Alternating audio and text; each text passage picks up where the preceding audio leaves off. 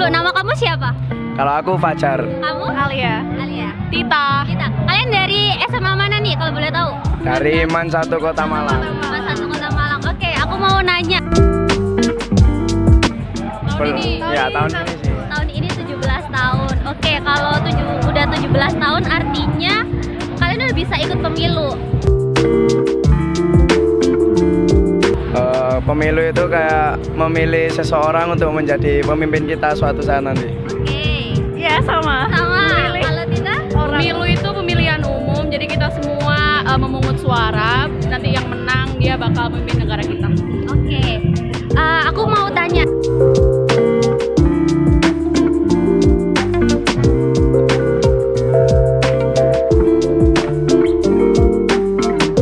Belum pernah sih. Pernah? Pernah. Kalau soal pemilunya belum pernah. Berarti kalian ini kan nantinya jadi pemilih pemula, belum dapat bekal apapun. Oke. Kalau kesiapan sendiri sih gimana ya? Bingung ya. Excited. Oke, ya udah mungkin itu aja yang mau aku tanyain. Sebelumnya terima kasih ya mau ganggu waktunya.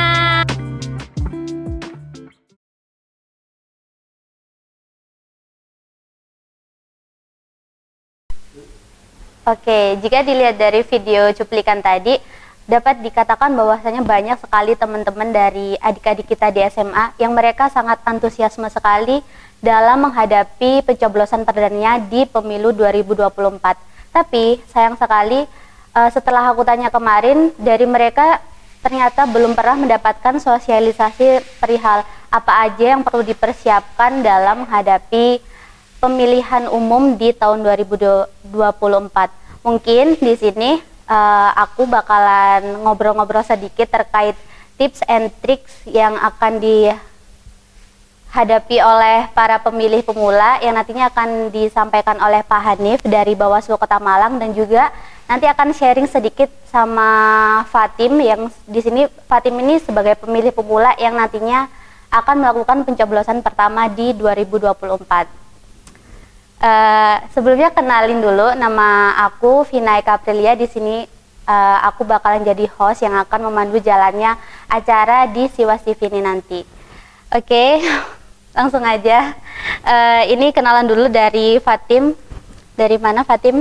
Oke, sebelumnya selamat siang Mbak Vina. Kenalin aku Fatim dari Universitas Brawijaya, program studi sosiologi. Di sini aku sebagai pemilih pemula.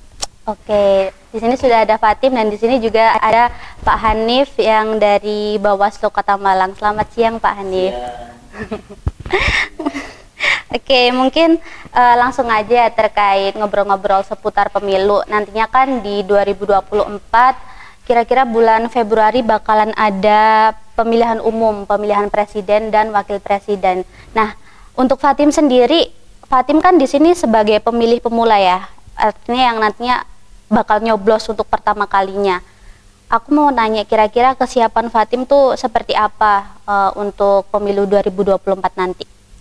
Kalau untuk persiapannya mungkin bisa dibilang kurang, nggak ada 50% lah. Tapi di sini kalau excited apa enggaknya, tentu saja excited ya menghadapi pemilu 2024, yang mana itu bakal jadi pengalaman pertamaku untuk ikut serta merayakan pesta demokrasi rakyat yang katanya ya pemilu merupakan pesta demokrasi rakyat, seperti itu.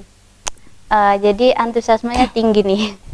Kalau boleh tahu Fatim ini aslinya dari mana, domisilinya? Oh, kalau aku asli Kudus. Asli Kudus. Nah, kalau asli Kudus, kira-kira nanti kamu bakalan milih di Kudus, pulang ke Kudus dulu atau tetap milih di Malang nih? Sebenarnya agak bingung sih milih di Kudus apa di mana. Tergantung nanti situasi dan kondisi ya, di Malang bakal banyak kerjaan apa enggak. Tapi sepertinya bakal milih di Malang sih.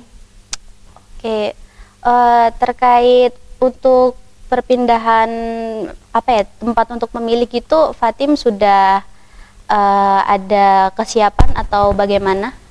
Kalau itu untuk saat ini mungkin belum ya, karena aku belum dapat sosialisasi terkait itu juga sih, gitu. Oke. Jadi selama ini yang Fatim tahu bisa apa ya namanya, milih itu bisa di mana aja. Cuman secara prosedur Fatim belum paham gitu. Ya. Oke. Mungkin ini aku mau tanyakan langsung aja ke Pak Hanif terkait hal tersebut. Dari Bawaslu atau gimana ya caranya apa namanya untuk menghadapi permasalahan yang Fatim alami seperti pindah pilih atau prosedurnya itu seperti apa gitu Pak? Ya, jadi Mbak Vina, Mbak Fatim, sebagai pemilih pemula itu memang ada beberapa tugas ya, ada beberapa PR yang teman-teman ini harus lakukan. Jadi yang pertama, teman-teman itu juga harus mulai sadar bahwa pemilu itu kan ada mekanisme, ada aturan. Nah itu coba deh mulai sekarang mulai browsing-browsing, mulai lihat di YouTube, di IG, prosedurnya nanti itu kayak gimana sih? Pasti itu udah banyak source ya di medsos gitu kan. Kemudian nanti mekanismenya seperti apa? Nanti kalau pas hari H saya harus bagaimana dan seterusnya. Sekarang mungkin juga sudah bisa dicek namanya sudah masuk daftar pemilih tetap atau belum. Nah kalau sudah ada di daftar pemilih tetap itu terdaftar di TPS mana. Nah pastinya kan di Kudus sana kan ya. Nah, itu di TPS mana. Nah kemudian selain prosedur itu teman-teman itu juga sudah harus mulai aware dong. Ini kan mau milih pemimpin ya kan, mau milih capres dan cawapres. Kemudian juga nanti akan memilih apa lagi, caleg ya kan, calon anggota DPR RI, DPRD tingkat 1 dan tingkat 2. Kemudian teman-teman juga akan milih Dewan Perwakilan Daerah ya kan. Ini kan calon pemimpin dan calon orang-orang yang akan mewakili kalian atau kita di Dewan ya kan. Artinya ini yang bisa membawa aspirasi kita. Berarti mau nggak kemudian kalau kita menyerahkan suara kita ke perwakilan yang tidak amanah, kan harapan kita pasti dapat wakil yang amanah. Nah ini harus mulai diseleksi. Nah, meskipun hari ini belum mulai kampanye ya, tetapi partai sudah diizinkan untuk melakukan sosialisasi. Jadi setidaknya teman-teman sudah mulai browsing lah, cari informasi ada berapa partai. Sudah tahu belum ada berapa partai? Pastinya belum tahu ya. Ya kan. Jadi peserta pemilu yang sekarang sudah ditetapkan itu kan partai politik masih. Ya. Nah itu juga sudah mulai harus tahu ada beberapa partai politik. Tapi pastinya ada beberapa partai yang pemain lama. Tetapi ada beberapa partai baru. Dan mungkin nggak selalu yang baru itu lebih jelek atau nggak selalu yang lama itu lebih bagus. Loh, ya sama aja ya. Kan gitu. Jadi sudah bisa sekarang akses partai politiknya apa saja. Terus kemudian tadi kalau sekarang masih bingung mau milih di Kudus atau mau milih di Malang, sebenarnya nggak masalah milih di mana aja. Tetapi juga perlu disadari, perlu dipahami kalau milih di Malang itu berarti ada hak yang tidak bisa diambil. Apa itu? Hak apa Pak? Nah kalau di Kudus Fatim bisa milih DPD. Iya. Bisa milih DPRD, ya kan? Oh, iya. Bisa milih DPR RI. Kalau di sini hanya bisa milih apa? Capres dan cawapres, ya kan? Karena sudah beda provinsi, gitu. Jadi ini perlu dipertimbangkan apakah saya hanya ingin menggunakan hak pilih untuk milih capres cawapres saja atau tidak. Kalau masalah mekanisme pindah pilihnya itu saya kira nanti KPU akan mensosialisasikannya. Tetapi sederhananya biasanya Fatim harus ngurus ke TPS yang bersangkutan di mana terdaftar atau PPS ya kan. Kemudian nanti akan ada formulir yang diisi kemudian diserahkan ke KPU Malang. Nah, prosedurnya seperti itu. Mungkin itu. Oh, berarti saya harus pulang untuk mengurus itu dulu ya, Pak? Atau boleh diwakilkan oleh keluarga di rumah mungkin atau teman seperti itu? Untuk pemilu tahun ini saya belum tahu prosedur pastinya, tetapi kalau yang dulu itu boleh diwakilkan saudara, gitu ya, boleh diwakili, terus nanti dari sana baru sampean diproses secara online juga ada sistemnya, Tetapi pengantarnya tadi tetap akan diserahkan ke KPU sini. Oh. Gitu.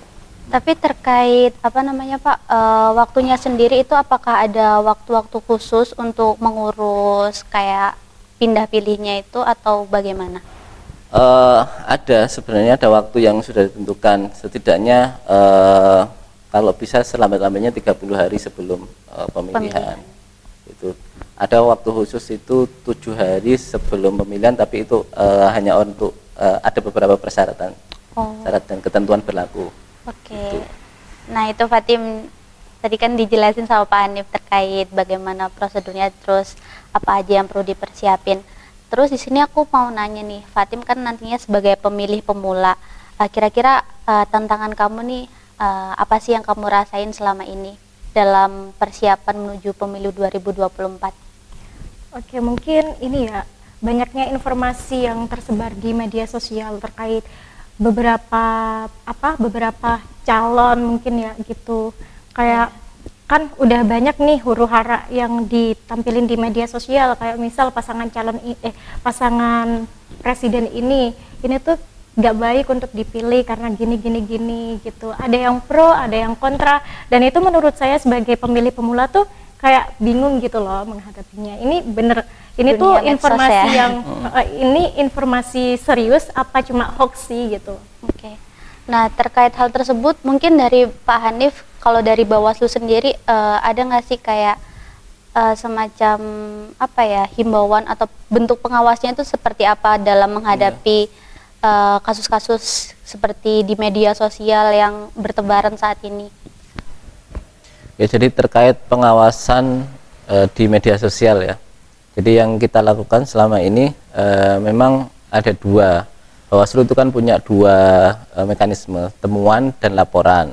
Jadi kalau temuan, kita bentuk tim di Bawaslu Kota Malang ini untuk secara rutin melakukan pengecekan di media sosial, ada perkembangan apa, yang tren apa, apakah ada potensi pelanggaran atau tidak. Nah yang kedua, kita juga mendorong sebenarnya pengguna media sosial itu untuk aktif melaporkan ke kami. Ya sekedar misalnya di tag aja, kalau misalnya ketemu yang kayaknya mencurigakan ya, oh ini kayaknya melanggar, kalau misalnya masih ragu-ragu, tanya aja ke Bawaslu misalnya di tag atau di DM atau seperti apa ke Bawaslu. Kalau misalnya ragu ya, bisa di DM aja supaya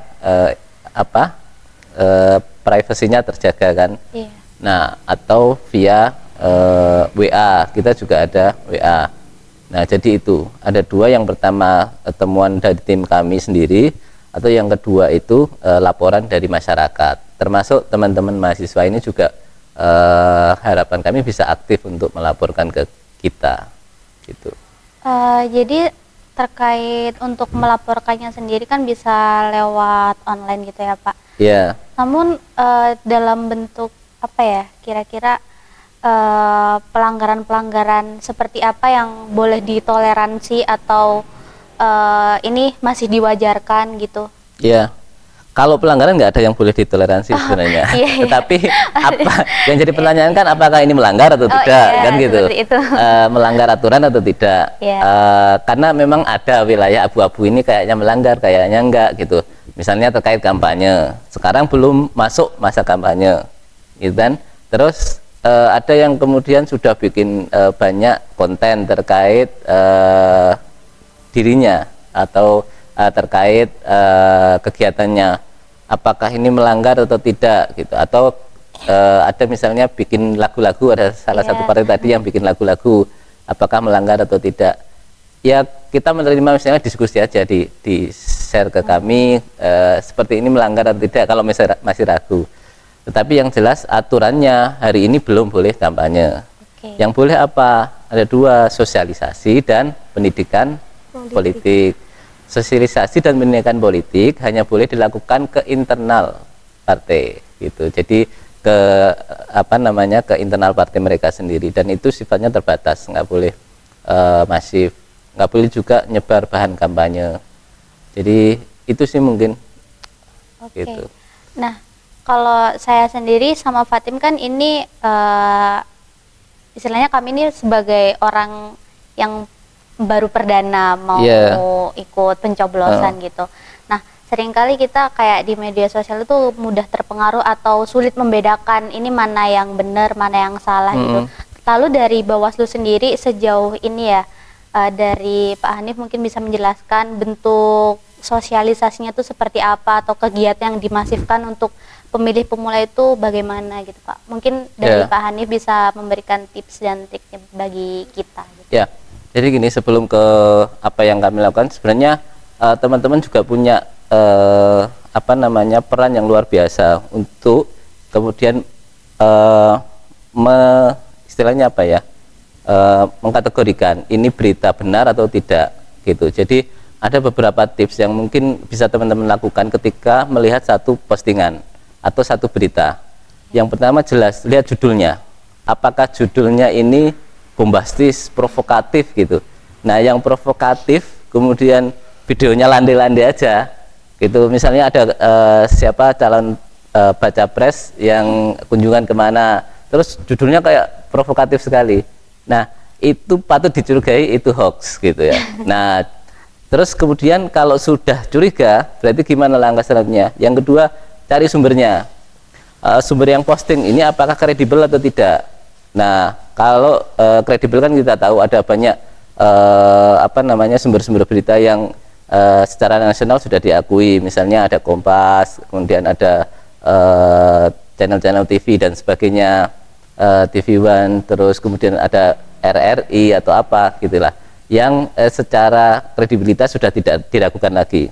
Nah, kalau bukan media-media yang secara kredibilitas itu diakui, maka patut dicurigai ya, belum tentu salah, tapi patut dicurigai, sehingga perlu ditelusuri lebih lanjut gitu. Yang ketiga, kalau postingan foto, video itu kan kita bisa cari, setelah kita lihat, kita curiga, dicari lagi di tempat lain apakah ada postingan yang seperti itu, sumber pertamanya dari mana gitu. Nah, kalau sudah ketemu, baru mungkin kita bisa menyimpulkan, oh iya memang benar, kejadiannya di sini, isinya begini dan seterusnya. Nah, itu sih ada 3 hal. Yang pertama tadi lihat judulnya, yang kedua itu sumbernya dari mana yang posting, akunnya jelas atau tidak, yang ketiga baru kemudian video dan foto atau cuplikan beritanya itu kita coba cari di postingan lain apakah ada atau tidak. Oke. Gitu. Nah, itu tips dari Pak Hanif buat kita. Ya emang ini sih Pak, kadang kan kalau di media sosial kita juga bisa kurang bisa mengkontrol ya apa yang biasanya di forward sama teman-teman maupun dari lingkungan-lingkungan lain terkait berita yang masuk tuh apa saja gitu. Jadi hal-hal semacam ini yang perlu kita tahu gitu, arahan-arahan apa yang perlu dilakukan dan apa yang perlu dihindarin. Ya, dan Fatim sama Vina juga perlu ingat ya, jangan terlalu mudah nge-share ya. Jadi sebelum tahu oh ini benar atau enggak, bisa kena undang-undang ITE nanti. Gitu ya, hati-hati ya jadi nanti. Oke, nah mungkin itu aja Pak yang mau Vina tanyain ke Pak Hanif dan juga Fatim. Mungkin di sini dari Fatim sama Pak Hanif bisa memberikan closing statementnya atau mungkin ada disampaikan buat teman-teman Siwas TV di sini terkait persiapannya menghadapi pemilu 2024 nanti. Gimana Fatim? Dari saya dulu ya. Oke. Oke, kalau dari aku dulu ya, gunakan media sosial dengan bijak, jangan gampang percaya pada suatu informasi yang itu belum jelas gitu loh, itu benar-benar fakta atau cuma sekedar hoax. Dan kita juga jangan gampang share informasi gitu. Kita nggak dapat informasi hoax, tapi jangan-jangan malah dari kita sendiri gitu yang menyebarkan berita hoax gitu. Nah, satu lagi pesan saya ya, jangan lupa gunakan hak pilih kita karena satu suara kita bakal berarti gitu untuk demokrasi Indonesia gitu. Mungkin siap. sekian. Menarik. Baik, dari Pak Hanif sendiri. Ya, kalau dari saya teman-teman pemilih pemula dan masyarakat umum, jadi terutama untuk pemilih pemula ya, nanti di tanggal 14 Februari yang akan menggunakan hak pilihnya untuk pertama kali, jangan lupa menjadi pemilih pemula yang cerdas. Pemilih pemula yang cerdas itu gimana? Yang pertama, tahu syarat-syarat untuk menjadi pemilih. Yang kedua, memastikan bahwa dirinya, teman-teman, namanya itu sudah ada di DPT, ya, di daftar Jangan pemilih cek tetap. DPT. Nah, cek di DPT. Ya. Kemudian yang berikutnya, cari tahu tentang rekam jejak calon-calonnya, kandidatnya. Ini kan ada banyak kandidat nanti kan, ada banyak kandidat, ada banyak partai, sehingga teman-teman perlu cari tahu kandidatnya, rekam jejaknya bagaimana, apakah ini benar-benar orang yang baik, orang yang amanah, orang yang jujur, dan calon pemimpin yang bisa diandalkan. Itu saja mungkin kalau dari saya.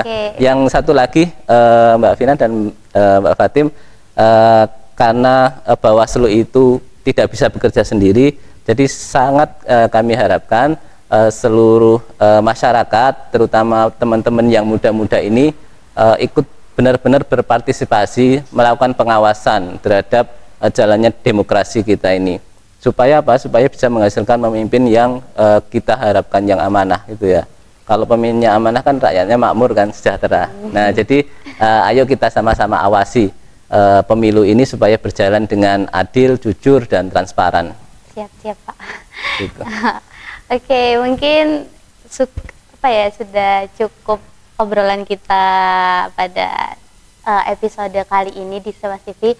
Sangat menarik ketika kita membahas pemilu, khususnya bagi pemilih pemula, karena ini momentum pertama gitu bagi teman-teman sekalian, juga buat saya pribadi yang nantinya akan mengikuti jalannya pesta demokrasi yang ada di Indonesia.